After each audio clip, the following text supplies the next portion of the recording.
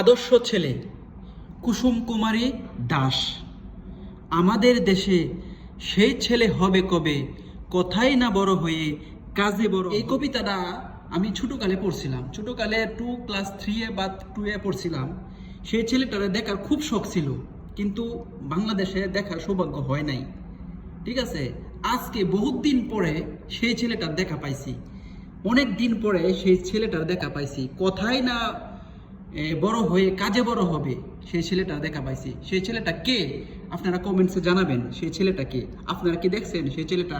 বাংলাদেশের মধ্যে কি আপনারা দেখছেন সেই ছেলেটারে? আমি কিন্তু দেখছি।